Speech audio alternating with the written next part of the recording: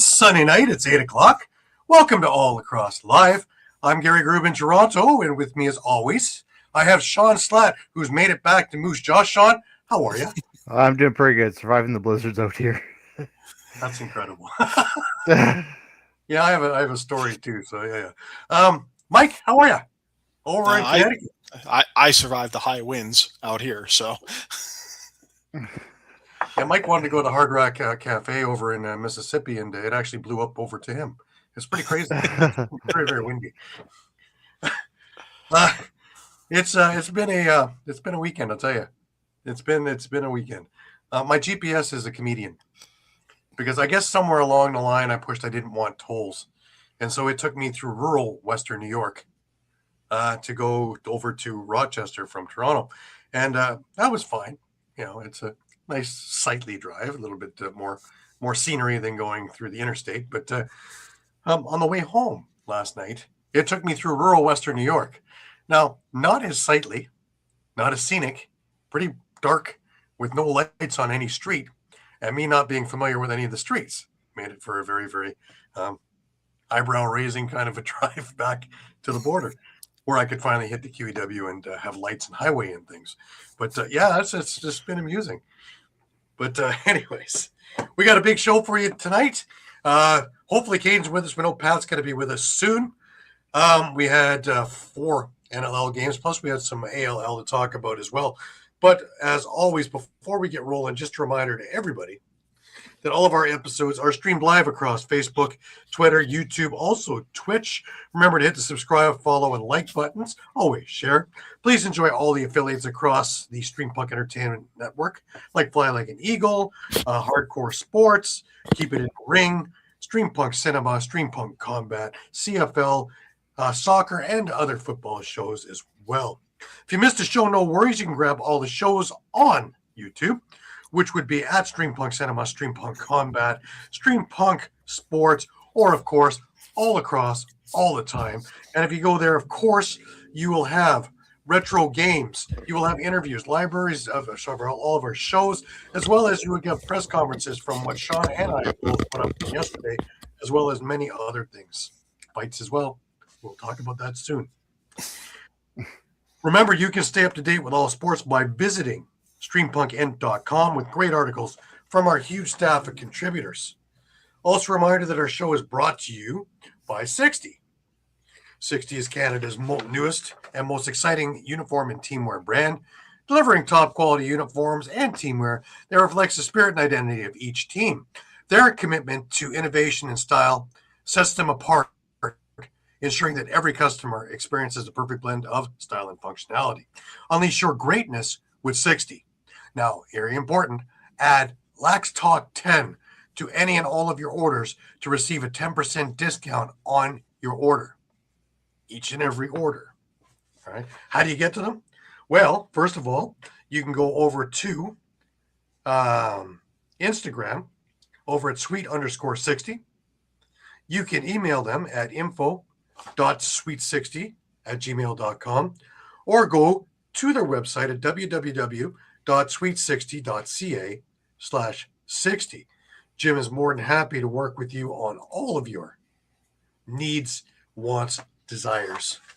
And that doesn't just go for team uniforms. That goes for individual stuff. It goes for golf shirts. It goes for T-shirts. It goes for pretty much anything and everything. So give Jim a call or an email. It is the last day of Hanukkah, so happy Hanukkah still to all of our Jewish friends. And we're only a couple of days out, guys. Christmas is almost here. As you can hear from my voice, Christmas is almost here. It's getting there, though. It's getting there. But to bring back an oldie and a goodie, Mike, let's go get the ball rolling, shall we?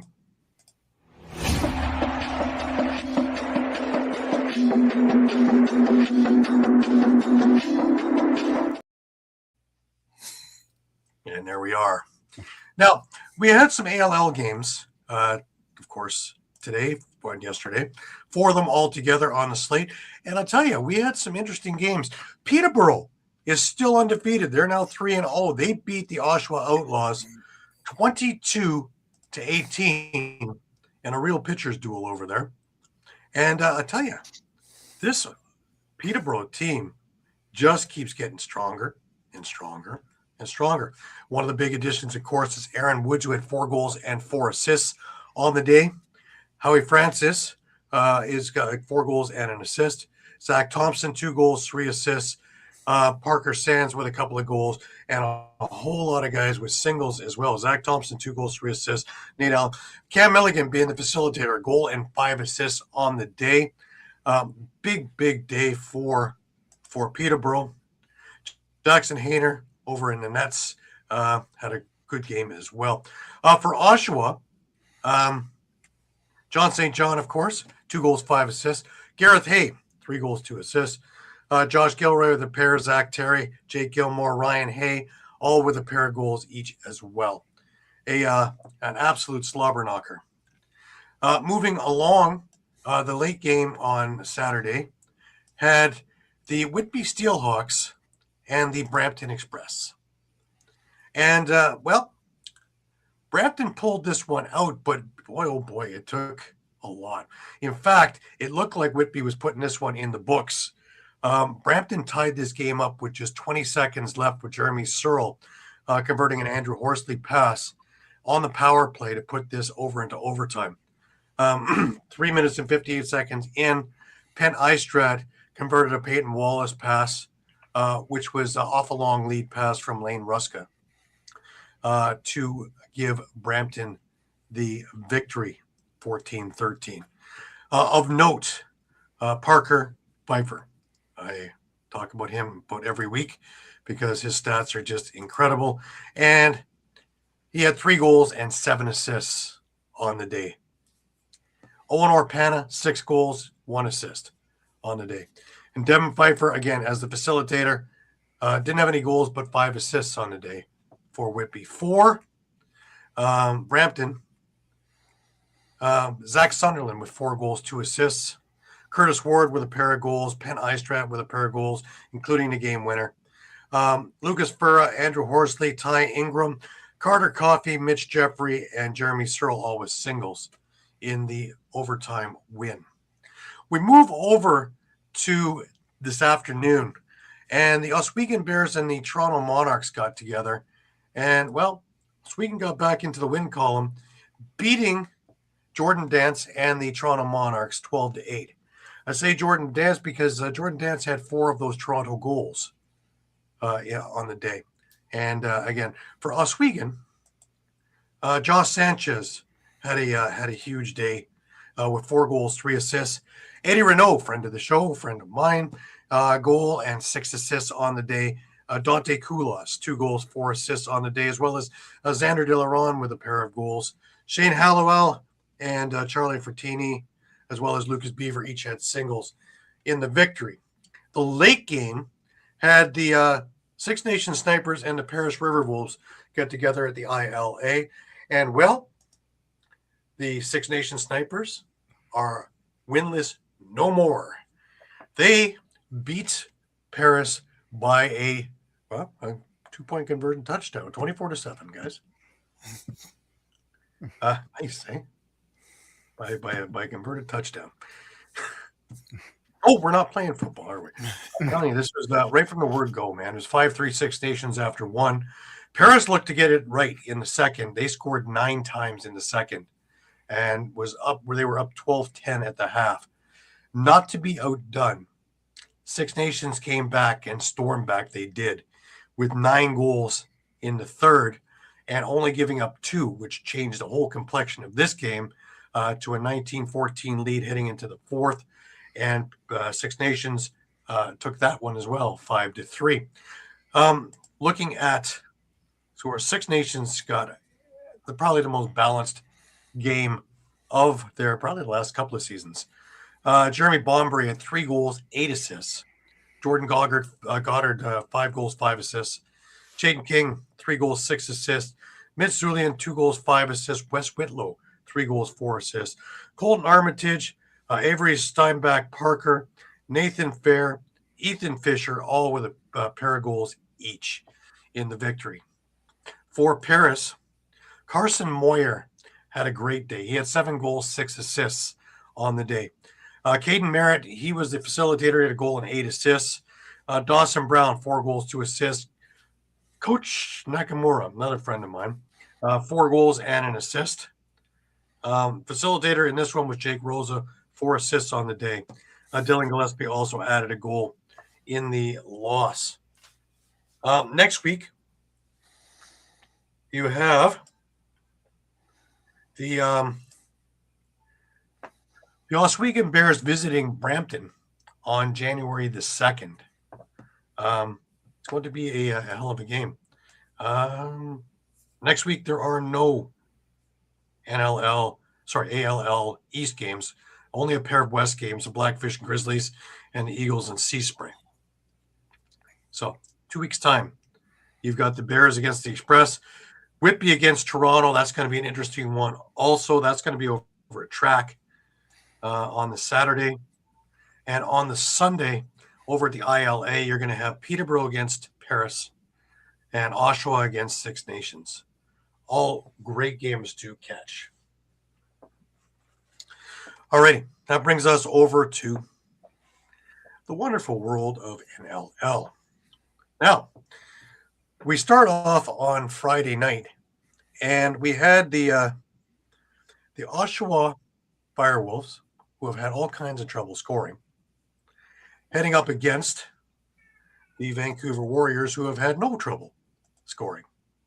And, well, you would think that this would be just a cakewalk. Not to start. Oshawa came out flying in this game. Come with me, computer. There we are.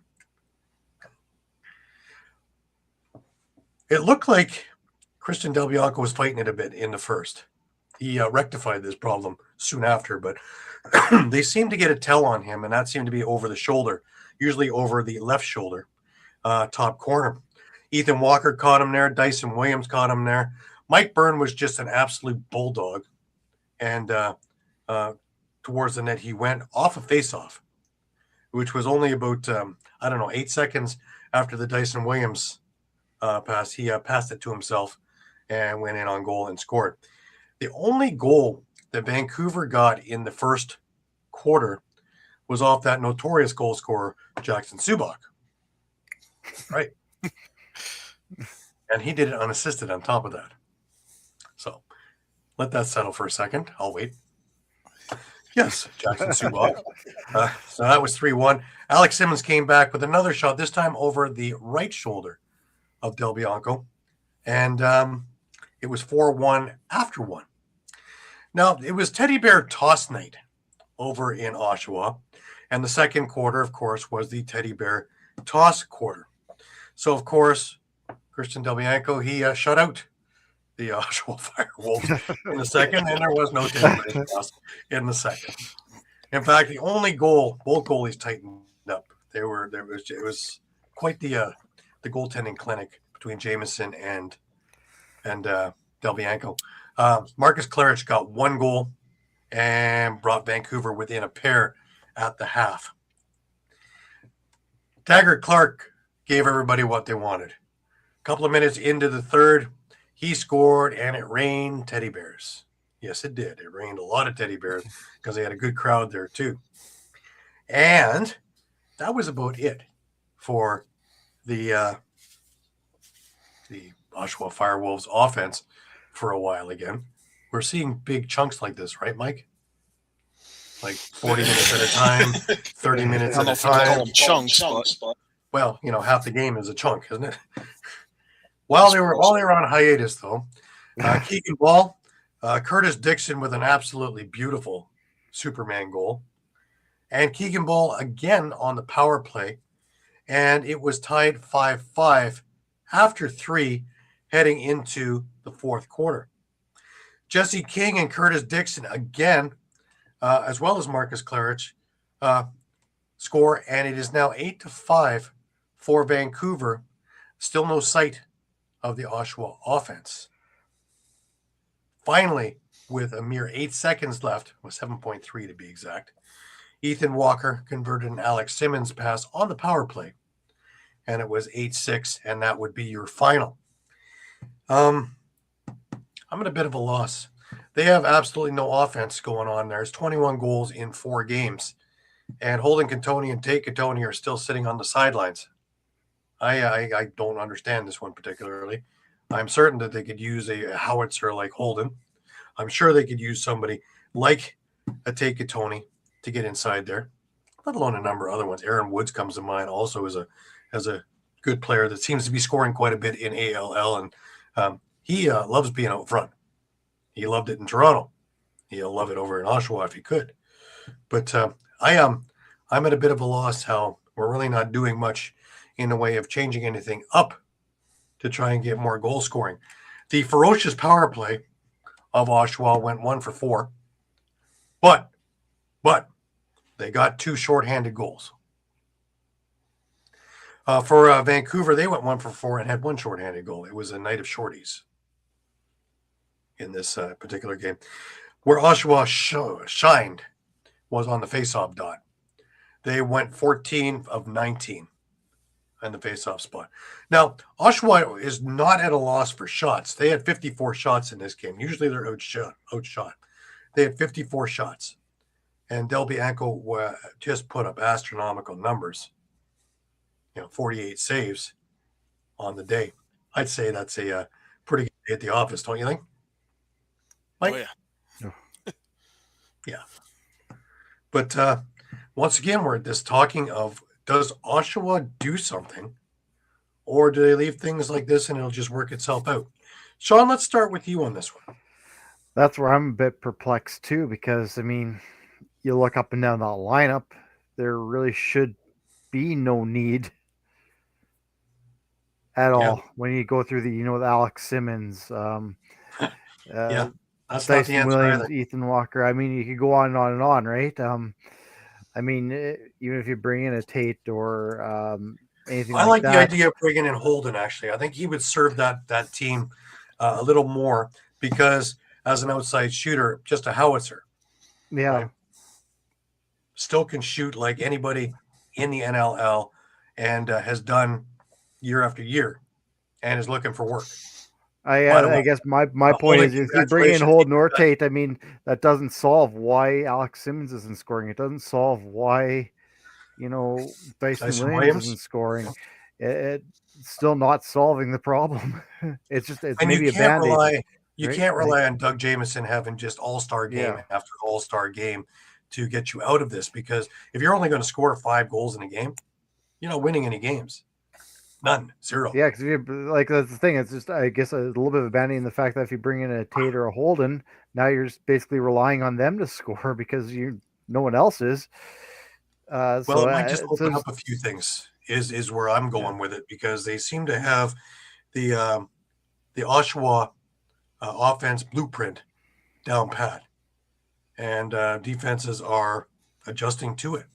So maybe if you bring in a different wrinkle that is of that caliber, maybe they have to take heed, and we'll have to start changing things up, which will open up an Alex Simmons, which will open up an Ethan Walker, which will open up a few others to try and do something. And the power play, you're going to have to do something with it, because it's not just this year. Even when things were going well, the power play has been anemic for 3 years.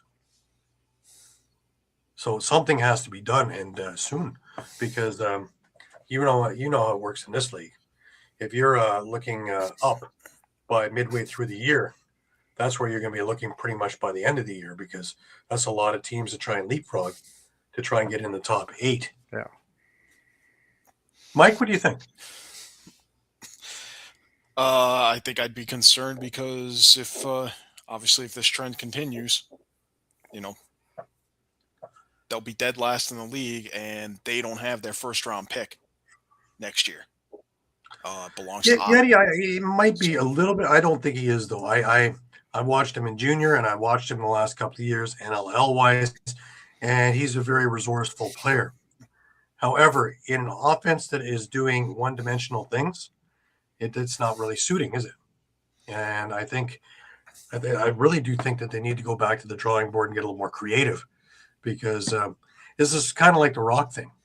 if you don't want to pay the price going inside and you stick for outside shooting, it was successful in the first quarter. And then, of course, Delbianco made changes and adjustments, and he wasn't giving those corners anymore.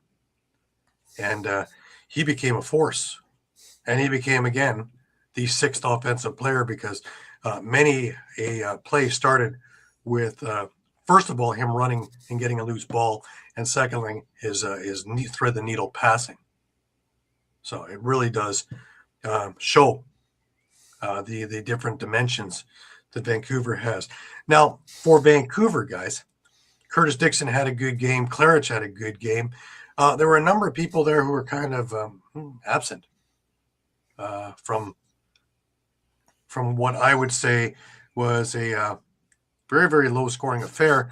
Now, granted, we have two hot goalies, but I'm not seeing a lot of the things that we're expecting out of the Vancouver team. Shawn, what do you think? Yeah, I'm kind of with you. I mean, other than that, one game there, I mean, actually goals have been hard to come by. And I'm just wondering if this Vancouver team is still taking some time to gel. Or is it the case of too many cooks in the kitchen? I'm not too sure yet. Mike, what do you think? I wonder if we could say the same thing about Oshawa, that there's maybe too many cooks in the kitchen, and that, with all these guys being younger, that they're just, looking to pass first and get the extra, when maybe they should just be, hey, Brian, take a few more liberties. Hey, let me take that shot if I think it's a high quality shot rather than trying to pass. But interesting stat, though, Mike, for Vancouver, by a long shot, the leader in shots on goal was Marcus Claridge. He had 11 shots on net.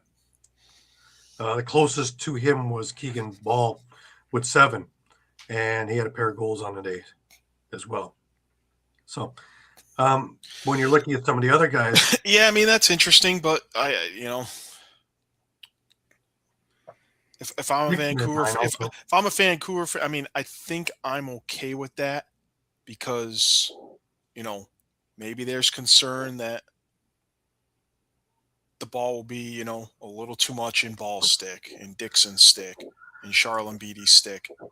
Let's not forget that Marcus Claridge is the reigning WLA MVP, right? Yeah. Yeah. So one thing that actually was concerning for me was Shane Simpson and his shot selections, because a couple of times it's just crazy shot selections that were blocked plain out because really he should have taken a step before shooting, but literally threw it right into the back of his defender. That's not an NLL type shooting. Mike, what do you think?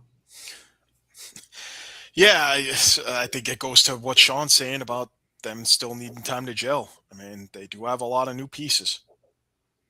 Right. Now, Shawn, what were you going to say about... Well, I was going to say, when it comes to shots on goal, that's a little bit probably situational too. You're mentioning all the, the firepower they have on offense. Maybe Claridge was just the open guy who could get those shots off. That's a lot of shots, though. That's a lot of shots. 11 shots on the game. That's Randy Stott's kind of numbers, right? Just interesting. Just throwing that out there. Worth possessions there. Pretty much. But again, we're talking about a low-scoring game in which there were 3 shorthanded goals in the game as well, which is odd. Especially with, Vancouver's power play is fairly strong. And they gave up 2 shorthanded goals back to back.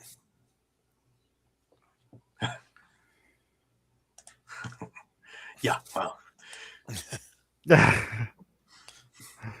Mm-hmm. But needless to say, Vancouver comes away with the 8-6 victory, and Oshawa is having a rough go of it. Even their win was just in the last minute of the game, right, against Toronto. So it's going to be interesting. They have a bye week this week, so it's time to right the ship, because they have to do it sooner rather than later. All right. Why don't we move over to the Ottawa game? I see that Pat is with us. He has stepped away from his microphone for a second, but interestingly enough, with this game, down to the wire. To my detriment, man. I was looking at my who you got, and well, I had the for my 4 out of 4, I had Ottawa, and I think it was 21. So if Ottawa was able to win 11-10, that would have been pretty much. Thank you very much. But that didn't happen. Why don't we bring Pat on? Pat? Hello. Hello. Not good. Which way are we going? I think we're going to go to Philadelphia first, are we? Tough. It's this is what I expected from the Wings. I was being optimistic. I had a thought in my mind that they could give this Rochester team a run for their money. And foolish of me to even have that cross my mind to see. I soon forgot what Connor Fields could do to a team. You ever see the movie Avengers where Iron Man, told them we have a Hulk? Well, that's what the Nighthawks told the Wings. Listen, we got Connor Fields. That's all we need. My man single-handedly beat the brakes off this team. 5 goals, 6 assists. He did whatever he wanted. He controlled the tempo from the start of this game. Hey, listen, you want me to facilitate the ball? How do you want me to beat you? And that's what he did to Nick Demute. And he let him know that you're in my house, and I'm going to thump you 9 weeks from Sunday and 2 on Saturday. It was bad. It was bad right from the jump. One of the stats that doesn't show here is that Philadelphia actually had a good jump to start this game. And Rylan Hartley made 3 absolutely acrobatic saves to start the game. And any one of those goes in, we might be looking at a different start to this whole thing, and the momentum goes the other way. Hartley makes 3 big saves, and then Zed Williams. Now, here's the great thing about this. Seneca Nation, I got a chance to meet all the guys from Seneca Nation. What a great bunch of people. And they come through the press box, and they were just fantastic. But Zed Williams is Seneca Nation, and he scored the first home game goal under Seneca Nation management ownership. That's fantastic. Perfect. Yeah. Couldn't write that any better. And with a absolute blast that beat Demute. Thomas McCombie, who is going to be a absolute stalwart horse in this league. He is going to be phenomenal in this league as it goes along. He converted a Ryan Smith pass. Connor Fields then flipped the script with McCombie, converting McCombie's pass, and it was 3-0. Ressa Terrace gets one back on a fadeaway shot to the short side. It was a pretty goal. Yeah, he got one. Again, I'll give this team credit, this Wings team credit. Listen, in garbage time, they put up 5 goals, trying to turn this game into something. Still wasn't there. And Gary, you just said, right? Connor Fields doing exactly what he wanted, find the kid Hogs behind the net. He facilitated. He took gouges out of this team. And then you have, like you just said, the plus side of it, too. If you're a Philadelphia Lacrosse fan, you got to see 2 Water Dogs do some damage. You got to see Zed Williams and you got to see Tom McVay be playmakers. And so I guess I have something to look towards coming summer. But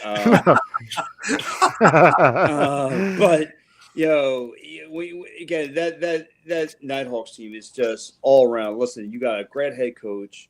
You got great goaltending out of Ryan Hartley. I mean, he was a complete octopus between the pipes. There was nothing getting through to him.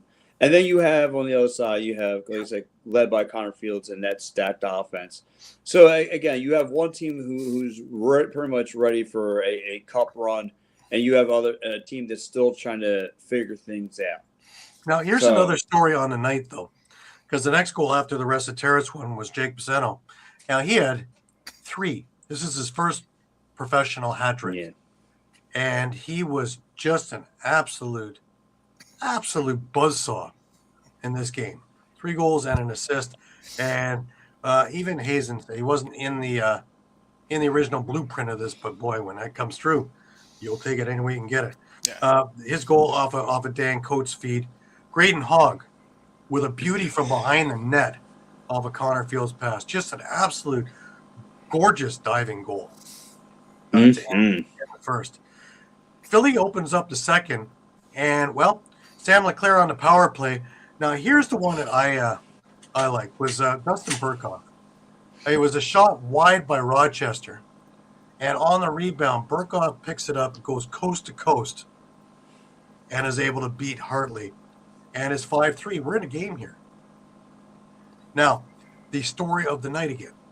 Every time Philly seemed to get it going, Jake Pizzano is the one who is stopping their runs. And he did it again. This time off a Hartley long lead pass, and it was 6-3. Ryan Smith then added a power play goal. Every time Philly went to the box, Rochester made him pay. Now, one of the guys on Philly who I really loved his game last night, there was 2. One was Liam Patton, and the other one was Eric Fennell. I really liked what he was doing last night because he was all over the floor. He was playing physical. He was playing solid defense, but he was also up there transitionally trying to get things going offensively. And he got a goal to end the second quarter just before halftime, and it was 7-4 off a Recitarit's pass. So those were the bright spots, if there was such a thing in this game, because it didn't look like Philadelphia came back out after the intermission, because bing, bang, bong, and in just a couple of minutes, Connor Field, Zed Williams, and Kyle Waters all got into the act. Now, quietly, Ryan Lanchbury, although he didn't score, 7 assists on the day. He made a lot of noise by not making any noise. Liam Patton, as we just talked about, he got one back for Philly off a Damude pass. And then Blaze Reardon got one on the power play off a Brendan O'Neill pass. Now, O'Neill's not scoring, but I tell you one thing, he is in most of the Philadelphia goals. He has been assisting on all of them. For Philly to win, he needs to be in on the goal scoring part of it. You know, assisting, they can get to do that one. What do you think? No, I agree. I mean, listen, like they got things going again. If you're looking for bright spots, you were mentioning Brandon O'Neill getting 5 assists, 1 goal.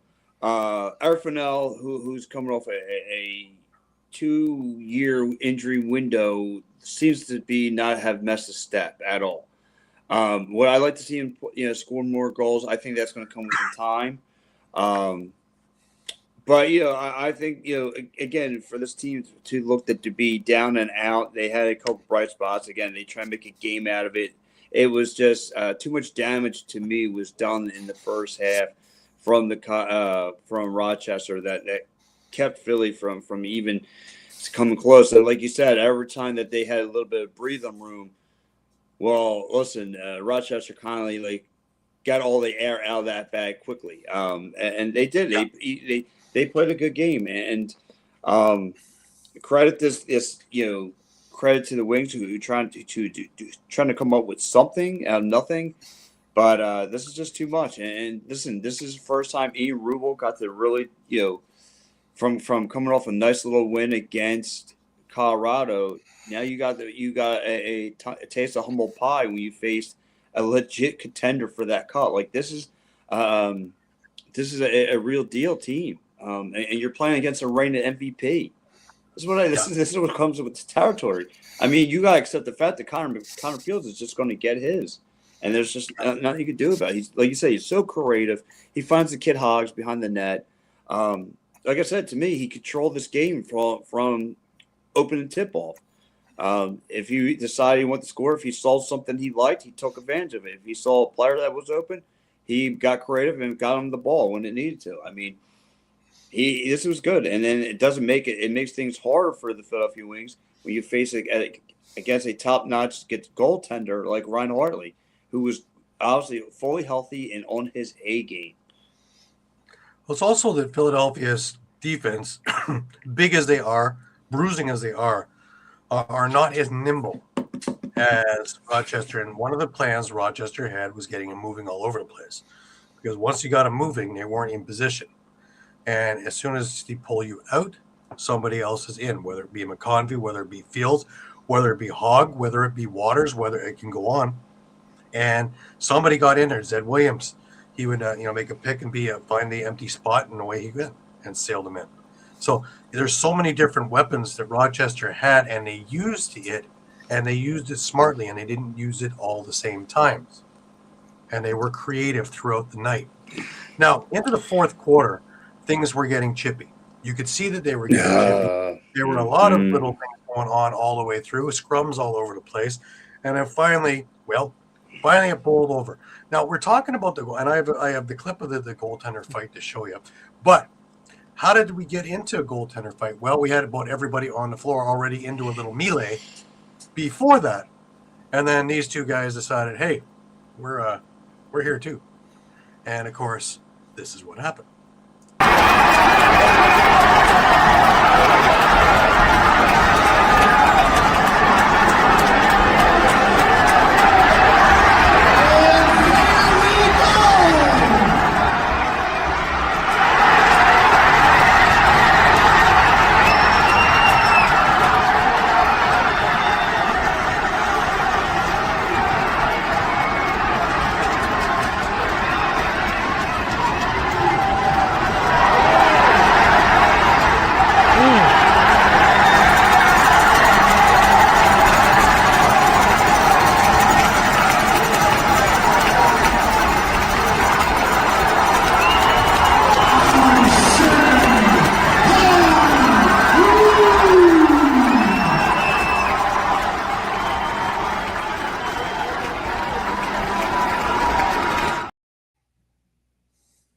So Damu took 2 losses on this night.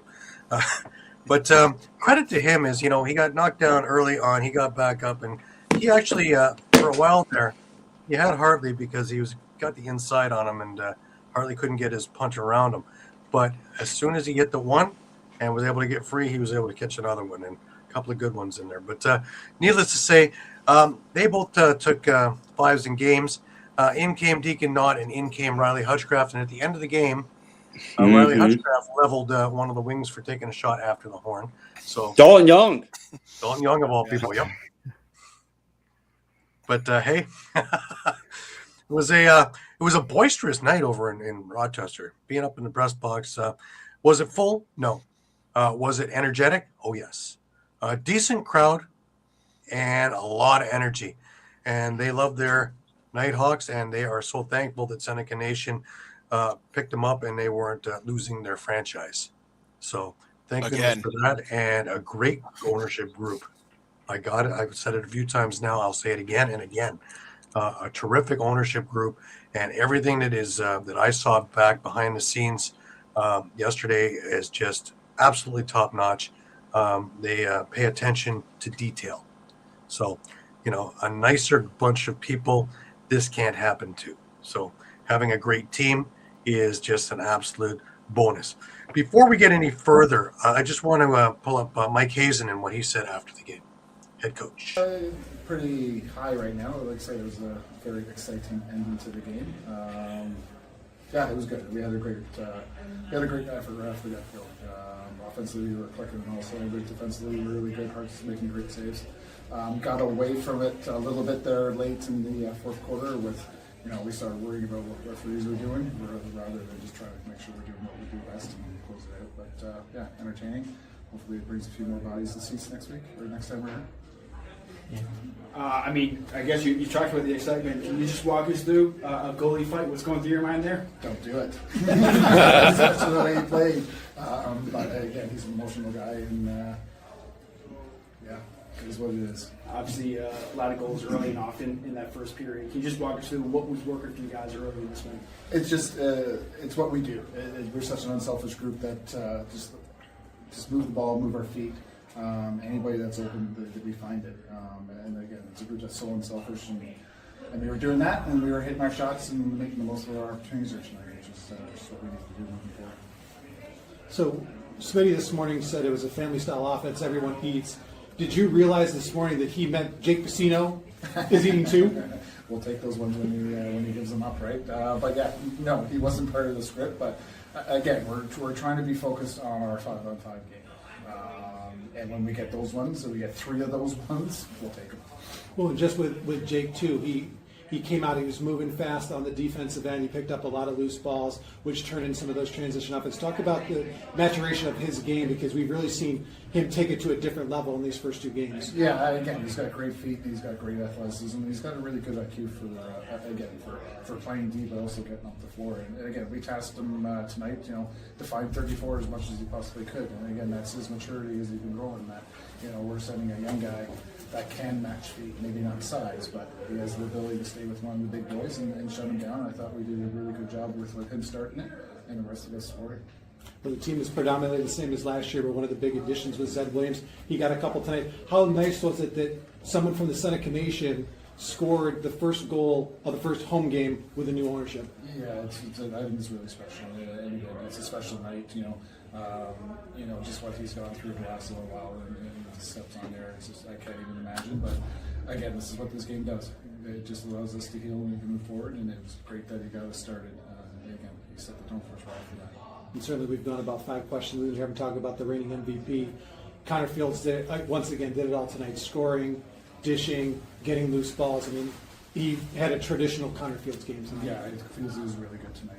And again, made the most of his opportunities, created his shots, battled for some loose balls, and he did a lot of good things. And again, it's hard to key on our group here right now. And like I say, it's as you said, it's a family style, and they're so unselfish. It doesn't matter who's going to score. We're going to bump and get that guy open if he's got the best shot, and we're going to take it. And again, feels he was a benefactor of it tonight. Your defense seems to work really cohesive. You shut down Resiteris, you shut down O'Neill all night long. Is there something different that's coming in, or is it just everybody's just on the same page? Yeah, I think everybody's just on the same page, and we are getting some really timely saves when we are breaking down. Hearts has been really good for the last 2 games, kind of bailing us out. But again, it's a group where we haven't had much change. Like this is like being the new guy in here for injury purposes, but he's a guy that's really athletic and fits in well with what we want to do. We got a few old guys that anchor. We got a young guy that's going to chase a little bit. So it's a good mix. And again, we're playing well. And again, at the end of the day, no matter what we do in front of them, if we're not going to get a save, Hearts has been giving those saves. Spencer. Well, it says it all, doesn't it? Yeah, I think so. I mean, from the Philly perspective, I'm still looking at it kind of glass half full. He had a lot of good looks. Hartley was on fire, especially at the beginning, kind of setting the tone, getting into his groove.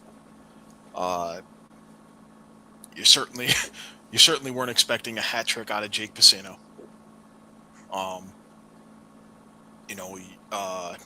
You narrowly missed an empty netter from Chris Corbeil at the end of the third quarter. Let's not forget, if he'd shot that ball a second sooner, that's another goal. You nearly had another goal at the end of the game. I know it was right at the buzzer, but, I just feel like, yeah, you lost by 4. You could have just lost by 1, potentially, with a few bounces, going your way or not going Rochester's way. Connor Fields has Philadelphia's number. The last time they played, Connor got 7 goals. This time around, he got 5 with 6 assists to go with it.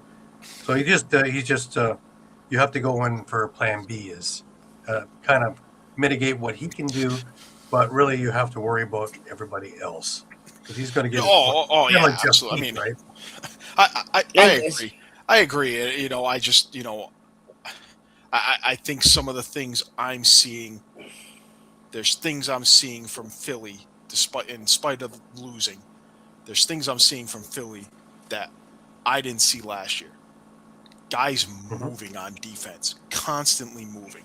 And maybe some of that was, because Rochester has so much speed, forcing them to move. But we sat here last year, game after game after game, going, why are all these guys flat-footed and watching, buying their own ticket for a seat to watch their offensive assignment blow by them for a goal. Now, it doesn't get any easier because you got Ottawa next week. It's only 2 games, but I'm seeing a lot less of that. Well, I'm seeing guys getting cut off, as they're trying to make their way to the net. I'm seeing the Philly guys move. Very true. Look at Toronto. Move around. and credit to Nick Rowlett. I mean, we were talking about Bo Columbus coming in, a draft pick and maybe being the face-off guy and that they couldn't, that they couldn't afford to go, all season with Nick Rowlett taking face-offs, and he dominated Jeremy Thompson. 23 out of 31, right? That's pretty good numbers. So the other numbers definitely, he's definitely up his face-off game this year. Well, we dawned on this at the other game, and Philadelphia went 3 for 5 on the power play. Rochester went 3 for 4. So there was a lot of special teams going on there. What's the moral of this one? Don't take penalties. Well, that and one thing I noticed too in this game, like I don't know what happened on the Philly side, but like where was the physical defense at? I want to see him hit and hit and hit. I talked with E. Rubel last week. He said that's pretty much paraphrasing it, but that's what's going to be their identity. Well, I mean, I didn't see not one guy not one person from Rochester feel it. Let them know that, look, I'm here to play some physical defense with you. And I felt like, in that first half, like I said, Connor Fields kind of dictated how the game was going to go from top to bottom. And there was not, he didn't feel no pressure on him. Like Mike just said, though, I mean, listen, they hung around, they're looking better. Obviously, even Ian Rubel knows they're going to have to improve on a couple things. And listen, I don't know who the Wings front office made angry, but I mean, you start the season with Colorado, who is a been to the Cup more than a few times the last few years, a playoff team, playing against Dylan Ward, Ryan Hartley, and now you got to go against that overrated, no good teddy bear coming off soon. So with him comes Jeff Teat and Connor Kiernan. Don't worry about that either, right? yeah. Riley O'Connor, a few others, Exactly, but I guess if there's one thing maybe in the Wings' favor with next week at Ottawa is, we certainly saw it last night, but it's been a bit of a problem plaguing Ottawa as well, is slow starts. Yeah. So, if Philly can't find a way to, resolve their issues with slow starts in the first and third quarter, at least in the first quarter, the game might stay close, even if it's 0-0, 1-1, something like that. I kind of brought it up, off air before we got on. We're talking about this kind of power outage on offense that Oshawa is facing, and just their struggles overall. And I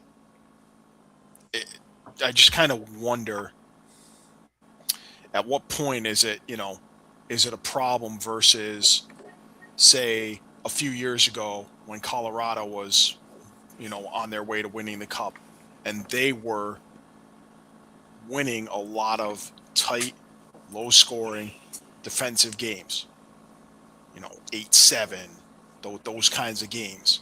And we talked about it right when the season started, that maybe this is what Philly needs to do to remain in contention, for the playoffs, is to have these types of games and not get into these 16-14 shootout type, situations. Mike, you're absolutely right. I mean, listen. So it just seems like we're looking at Oshawa almost like the other side of the same coin that we're looking at, say, that we used to look at Colorado, and we're trying to look at Philly now. So I'm wondering where that divide is. No, I think you're 100% right. I think that's going to be Philly's bread and butter. I think Philly knows they don't have the offensive firepower like Rochester. I think that's how they're going to win their games. And the credit, I don't know. Like I said, to me, it just depends who gets a hot start between these two teams. I think, like you said, it's going to be a mirror match for both teams to see who can get one off first. But we'll see what happens. But again, like I said, going back to this game, though, and I kind of got angry with it, with all the fighting from Liam Patton and all these guys, because to me, it just showed me the white flag. Listen, Philly's just saying, we're not as skilled as you guys, so we're just going to fist fight you to kind of get the crowd in it. If fighting counts on scoreboard, okay, cool. But, yeah, I mean, to me, there was no need for it. I get it. I guess there was, like you said, Gary, there was a lot of chirping going on the floor, and someone was about to break some blood. But no, listen, I do believe, though, that this. I know it's only 2 games in.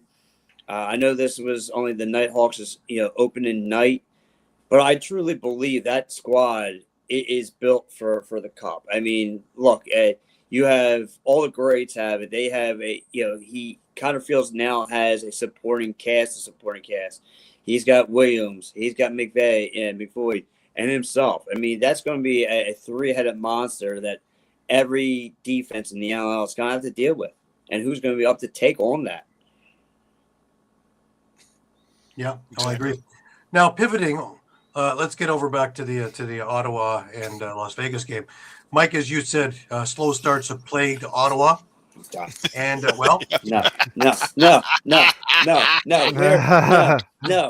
we are not going to talk about this game. You want to know why we're not going to talk about this game? Because a certain somebody who we just traded decides to go off.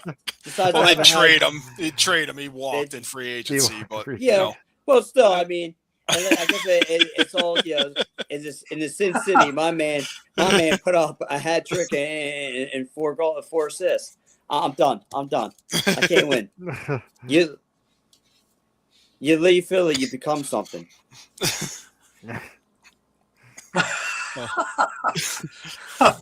Well, not sure about that, but let's take. Well, I thought for sure you'd be all over the Higgy.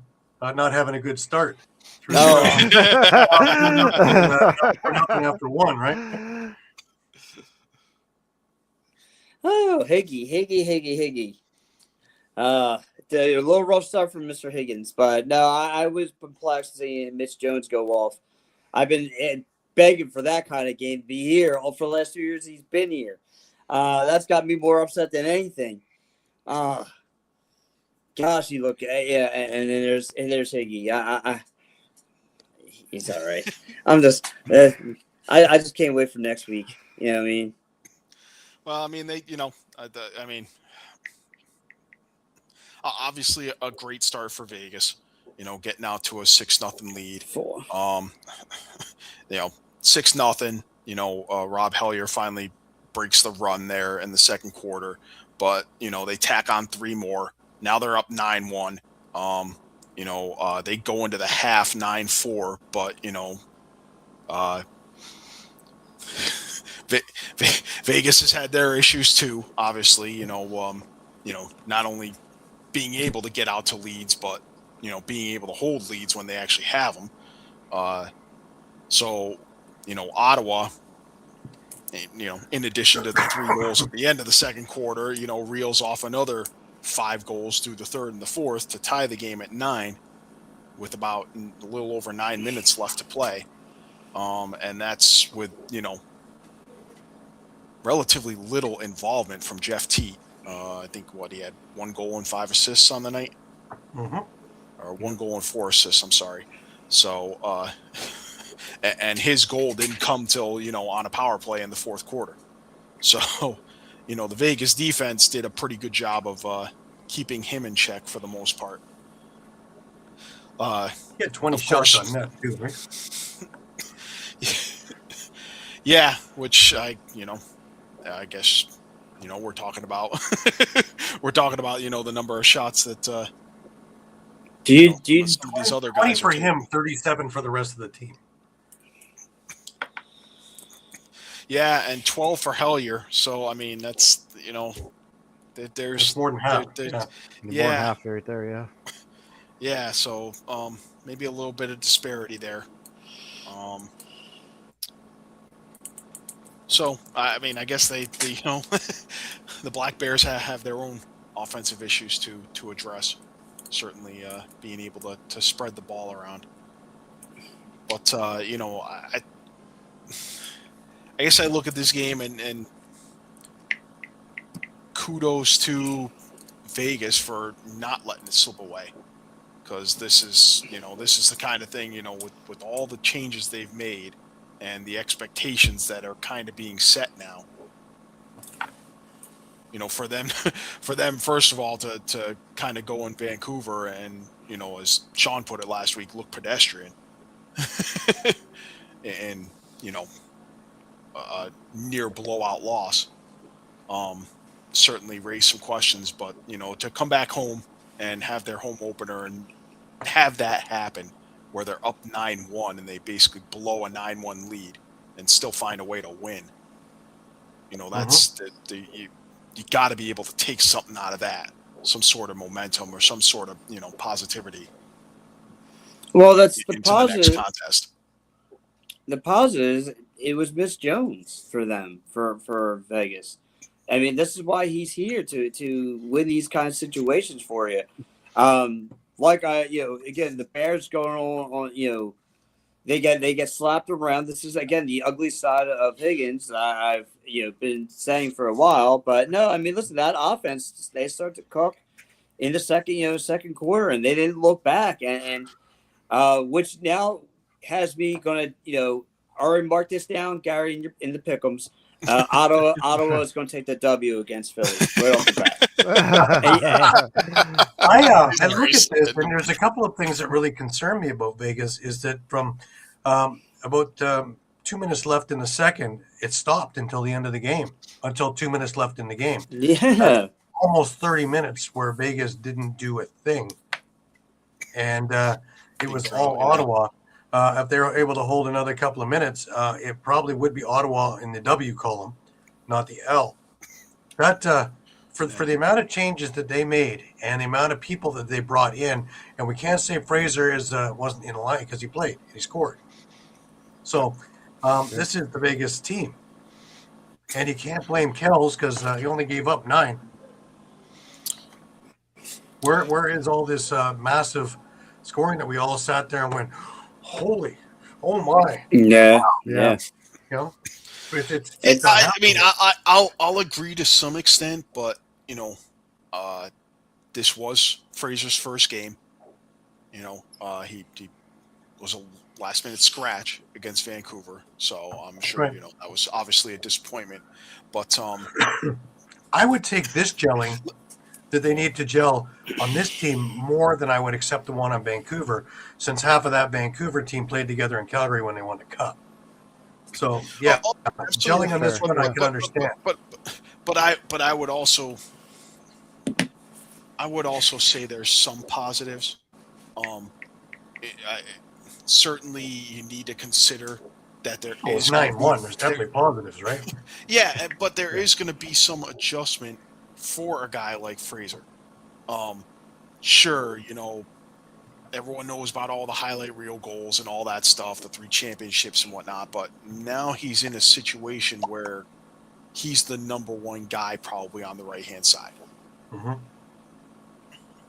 Yeah. So there is going to be a little bit of role adjustment because, he was never going to be the number one option in Buffalo behind Dane and Tehoka Nanticoke. Right.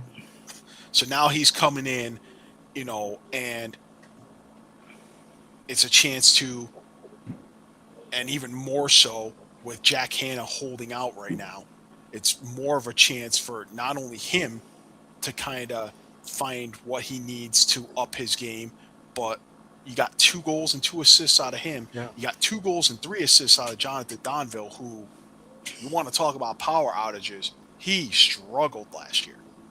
Mm-hmm. It's no secret that he struggled last year. He struggled to find his game. So, and just things have just not gone his way since Panther City folded. Interesting. So this is I think if you're Vegas, that's a big positive to take. Is that you got production out of Jonathan Donville when you were expecting it last year, and we all know about that horrible streak they had of whatever it was, 37 straight games that they couldn't touch 13 goals before they finally broke it. I just look at, you're up 9-1. Your foot, again, we're talking foot on throat. And you let Ottawa climb back to 9-9. Not 9-7. Not coming back and maybe getting close and from garbage goal. 9-9. And it took 2 minutes left for you to get, you can almost say that noseworthy is the, God. The week before against Saskatchewan, right? They made a comeback. They got the slow start and then just kind of got on the run. So that just seems to be their MO. Can't Can you imagine if they had a quick start, what they'd look like? Can you imagine if they got a quick start? Yeah. Holy. Yeah. That's. It seems like it's their portray, right? And to me, imagine if Ottawa didn't have the slow start that they had. I mean, would this been a real ugly game for 4 quarters? I don't know. I mean, listen, Vegas did all they listen. It got ugly. They hold off the W in terms of wins, a win for Vegas. But if you can't play 4 quarters of lacrosse, they definitely look like they've upgraded on paper, but in reality, you may make the playoffs. They took the W when it was 9-1, and they completely took their foot off the gas.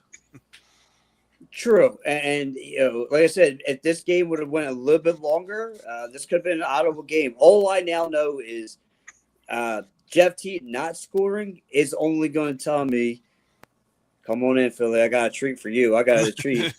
I got something. Don't worry, guys. Jeff Treat didn't do anything last week. You don't have to worry about Jeff Teat. Guess what? He'll be another plus. Listen, I witnessed Jeff Teat, another athlete who for 2 years stuck it to the Water Dogs, stuck it to the Wings. He knows how to pick a Philadelphia lacrosse team single-handedly. So I go from Connor Fields to Mr. Teat. Great, thanks. Well, listen, I guess I'm looking at if something like this was going to happen, like it did to Vegas, better that it happened at home. We're still able to come out with the win. Now you're going to go into Toronto next week, and clearly you're going to be happy you won, but you're not going to be satisfied with how it went down. And you're going to do what you need to do to not let something like that happen again. Toronto has more offense than both of the teams that Vegas has played. If they can click exactly. So that could be a real problem. So they know it's good. They know going in Toronto is going to be a test for them, and they can't let the same thing that just happened here at home against Ottawa happen again. Well, yeah. No, they can't take their foot off the gas pedal, and they're just going to get more creative. And when you don't do it, and you're lackluster, and like you said, you don't have a goal until 2 minutes left left in the game. That's not good either. Yeah, and see, that's where I think having guys like Fraser and Cloutier, where that comes in handy. They know how to step on the gas and keep stepping on the gas. It's what got them Well, three like Gord said, championships. Kluche is going to explode in Vegas. It's just a matter of when. Yeah, I mean, he had 5 assists on the night. Mm-hmm. So, well, you can see he works well with Fraser. Those guys are best buds from years. You can also see that Mitch Jones is working well with them as well. And that's another thing that if I'm a Vegas fan, I'm going, hey, great. But Donville's also working well with Jones. So if they can coagulate and get all together for an extended period of time, not 2 quarters, I'm curious to see what happens when you put together 55 minutes of a game, 60 minutes of a game, and what this team can accomplish. We know in 2 quarters they can be pretty dominant, but they can't stop. Because if they're playing Halifax, or they're playing Buffalo, or they're playing Rochester, first off, they're not going to get up 9-1. Secondly, if you're going to take your foot off the gas for even a smaller period of time, you're going to be looking at fumes as they go right on by. So get this out of your system now. Get this rectified now. Because, just ask Oshawa.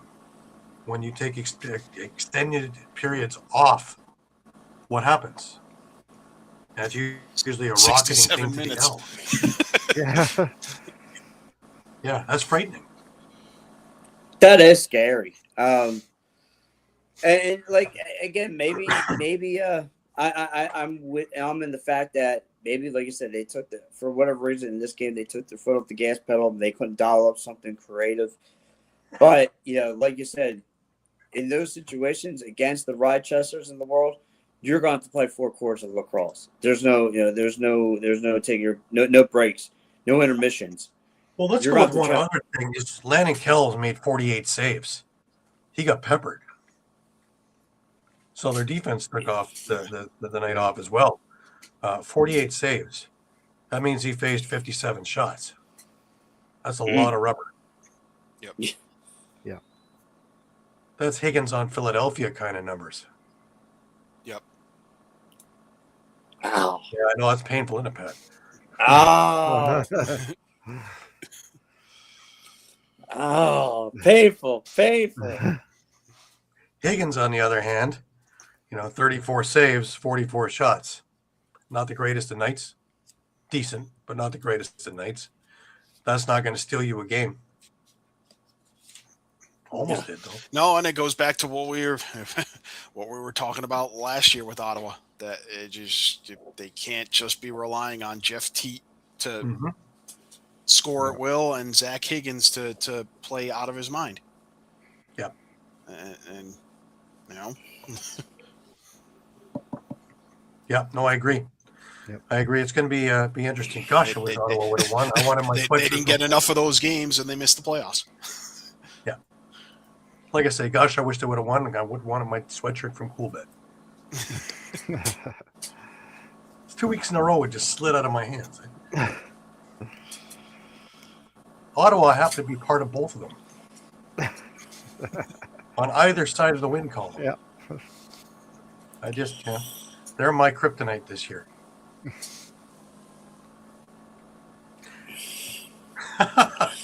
Anyways, well, I got you guys here. Just an update on the pick'ems. Sorry. Won't apologize to me.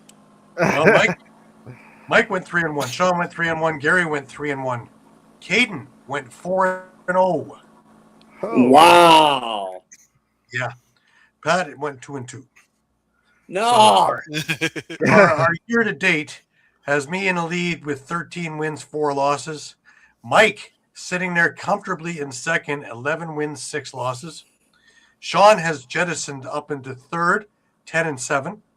And Pat and Caden are now tied at 9-8. Now, here is the enthusiastic stat that I see. Is every one of us, after 4 weeks, is above 500.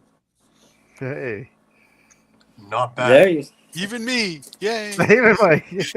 Mike is sitting at 646, man. Yeah. He's killing it. Rarefied air. 64, but, Pat, even though you've had a couple of rough weeks, still at 529, man. I had a great opening week, but yeah, last week, horrible. I got to get back into a win column. 4-0 for my rival Caden. Good for him.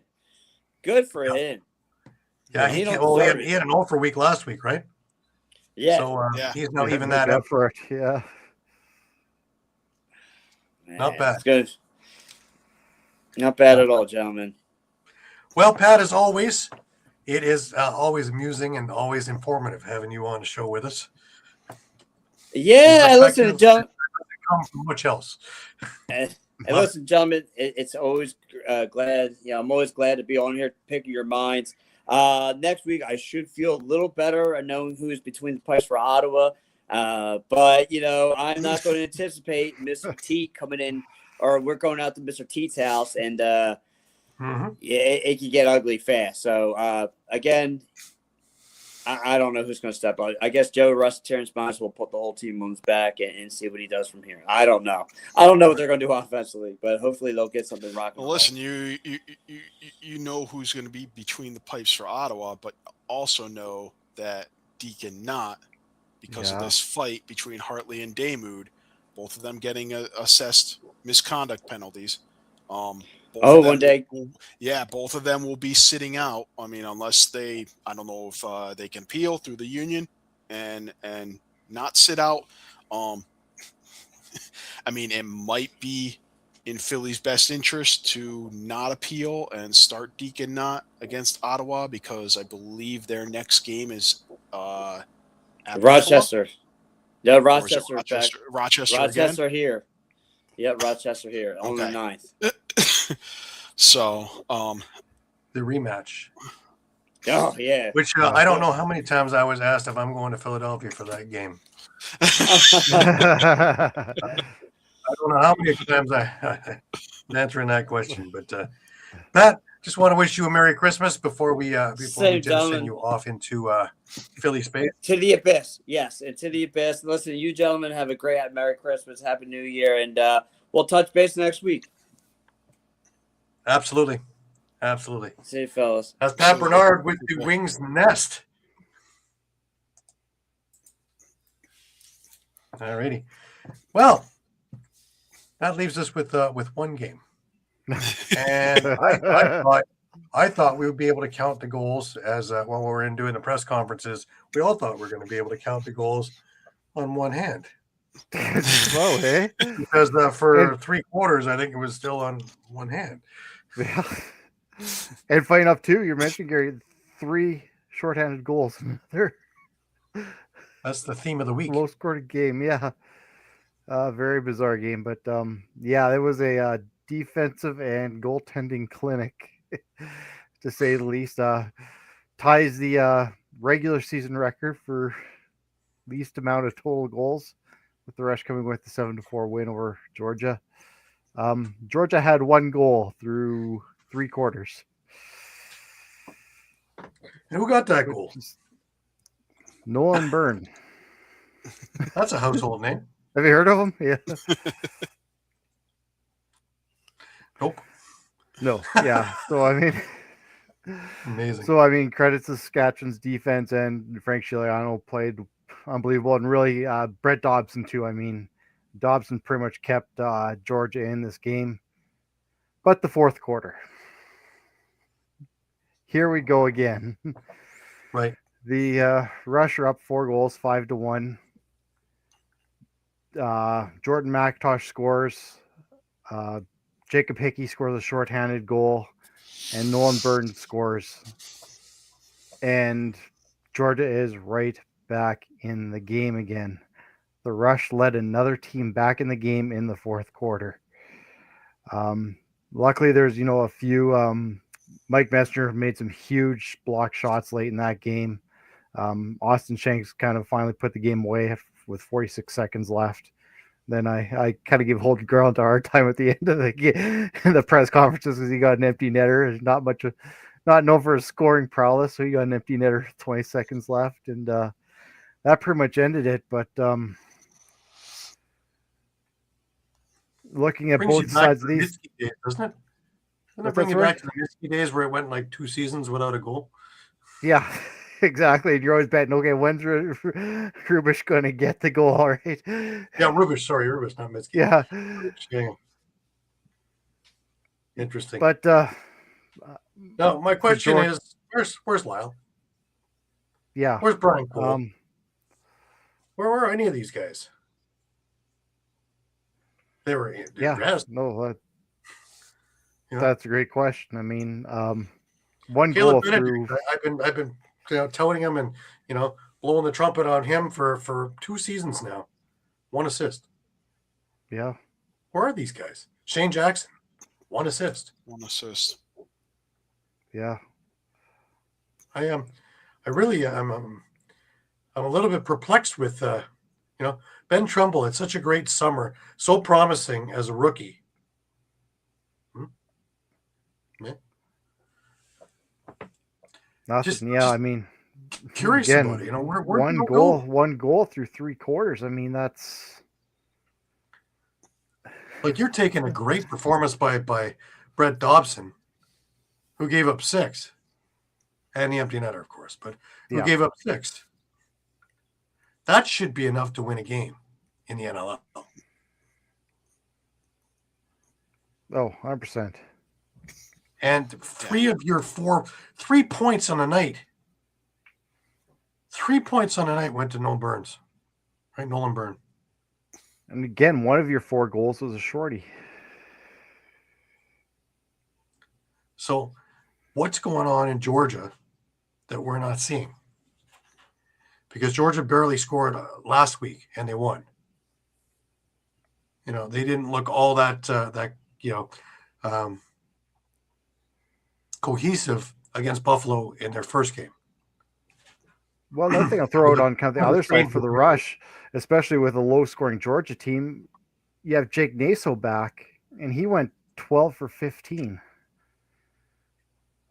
So off those face-offs, Georgia was barely getting any possessions to start with.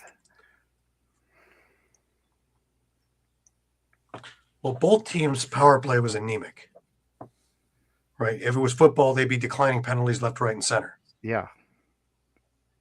But as you mentioned, 3 shorthanded goals in the game, which is interesting enough also. All of a sudden we're talking about 6, 7 shorthanded goals throughout the league in 4 games. Be hard-pressed to find that throughout half a season. Interesting week. Yeah, because quite honestly, you could say the same thing with the Russian, though they won. Like, where did the offense go? Yep. Yeah.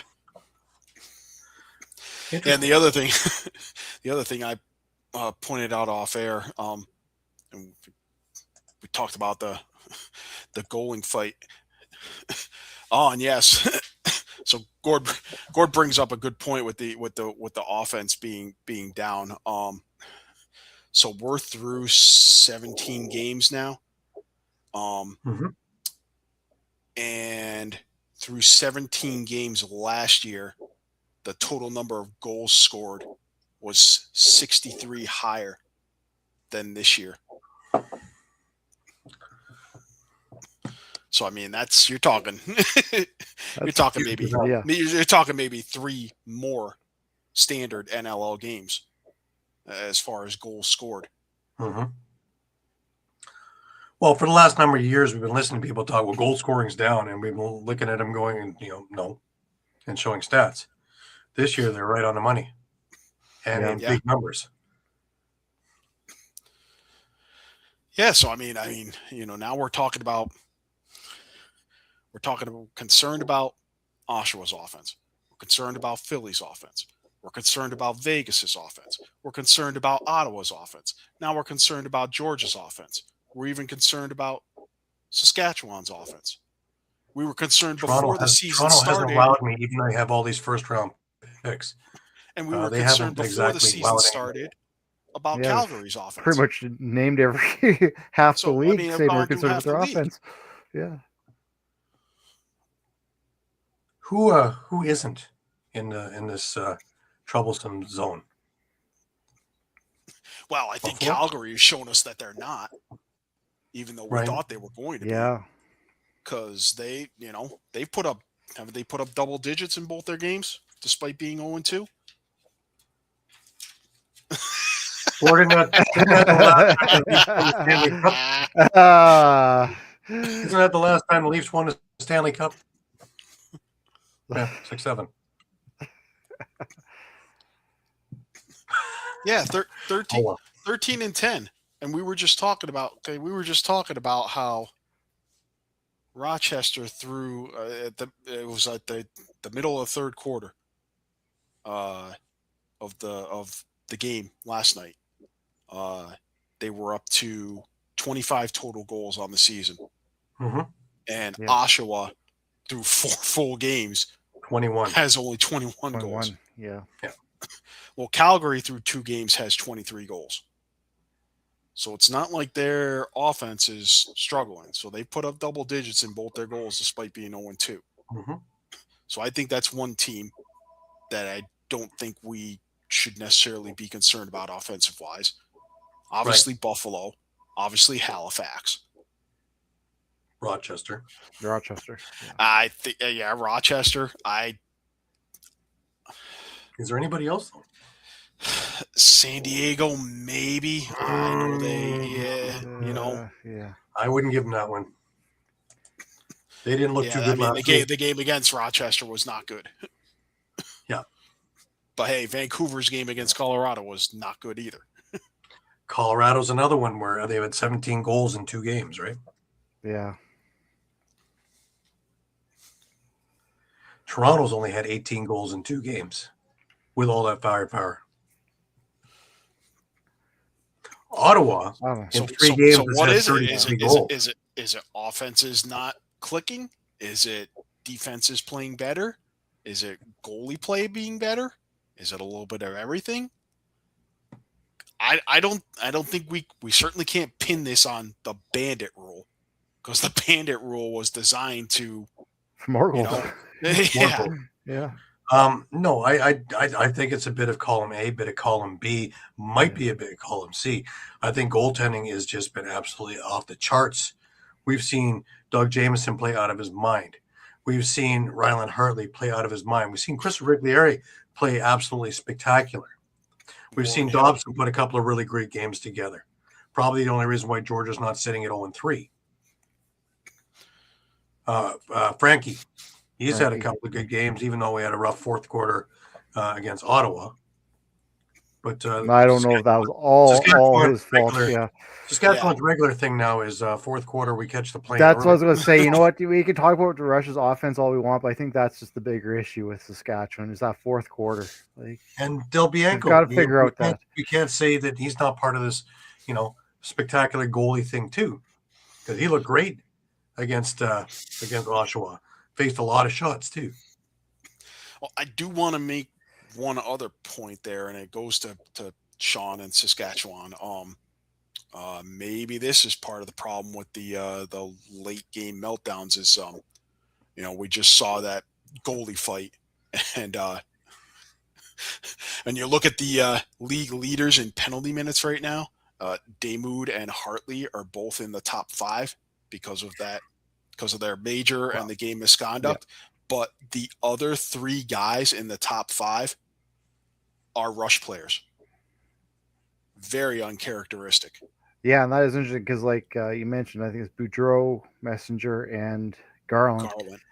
And Messenger doesn't surprise me because that's just his style of play, right? He plays on the edge.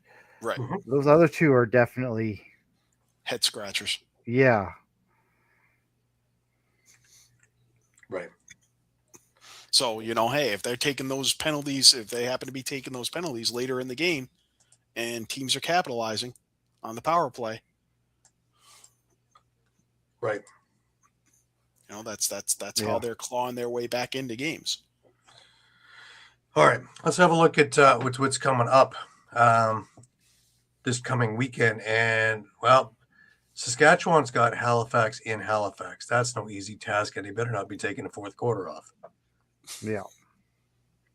Philadelphia, we talked about, is into Ottawa. Another one is not going to be an easy game. Las Vegas comes to Hamilton to visit Toronto. And another one where I'm not sure is Landon Kells what the doctor ordered for Toronto, or did you get the Landon Kells that was in net this week who made 1,000 saves? And then we're talking about the anemic Toronto offense with all these first-round picks in there. Still taking outside shots. Yep, with not a soul going inside. And you see how well that's working for Oshawa. They like the Toronto system so much, and they're so close to Toronto that everybody in the Toronto radius is shooting from outside. Oshawa shooting from Mississauga, and Mississauga and Hamilton, they're shooting from Oshawa. Odd. Georgia and Colorado. Georgia better find a scoring thing in a hurry because Dylan Ward not going to make it easy for him either. A healthy Dylan Ward at that. Here's one interesting one.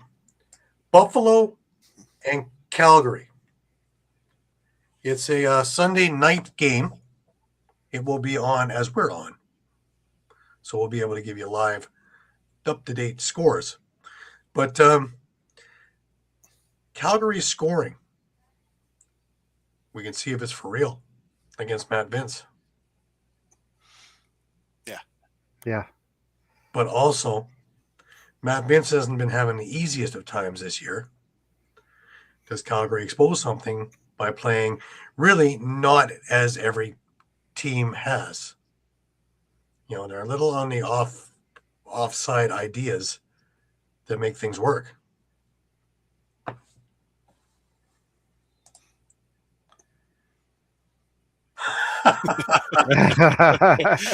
I can't be doing much worse than what I'm seeing. So I can do the Zed Williams thing for you. You know, we joke about that, but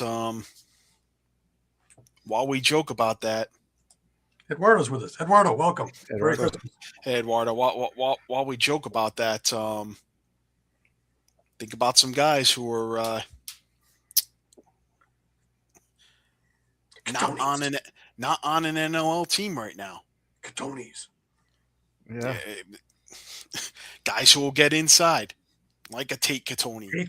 How about Dan Lintner? Yeah. What happened to him? That's what I'd like to know His too. face is on a milk carton. What's going on with Dan Lintner? What's going on with Dan Taylor? Mm-hmm. Yep. It's a number of guys. I still think Aaron Woods would fit in there very nicely. Look what he's done in the ALL this year. He's just been tearing it up. Yeah. Absolutely. And this Georgia-Colorado game, you're gonna have Andrew Q going up against Georgia. And Yeah, you don't think he's got a chip on his shoulder? And the piece that Georgia traded Q for is on the holdout list, Connor Kelly. Interesting enough, eh? Interesting. There's where Georgia could get some scoring from. Yeah. How much did they do with him? So, all right. Let's leave it there, folks. I want to wish everybody a Merry Christmas and a healthy, safe holiday to everybody. Remember, you can find us on Facebook. You can find us on Instagram. You can find us on Twitter. You can find us on Thread. You can find us on YouTube, as well as on www.streampunkentertainment.com on the Lacrosse tab. And please visit us 3, 4, 5 times a day, as the news is always changing, and we have our thumbs on the pulse of the situation at all times. I want to thank everybody here on the show for another fabulous year. And I wish everybody a very, very healthy, safe, happy Christmas. Gord, Merry Christmas as well. And until we all meet up again next week, where we take a look and see who's having the offensive problems then. in everyone we mentioned. Everyone, yeah. Well, we want to see where the epiphany happens, right? Where is the Christmas miracle? Oh boy. You know, yeah. It's that time of the year, right? Remember, keep your sticks high, keep your spirits higher. Have a great holiday, everybody. Merry Christmas. And until we meet again next week, 8 p.m. Sunday night, let's let the carolers sing us out. We wish you a Merry Christmas and a Happy New Year. Good tidings to you wherever you are. Good tidings for Christmas and a Happy New Year. Now bring us a pretty boy, now bring us a pretty boy, now bring us a pretty boy, and bring some right here. Good tidings to you wherever you are. Good tidings for Christmas and a Happy New Year. We won't go until we get some. We won't go until we get some. We won't go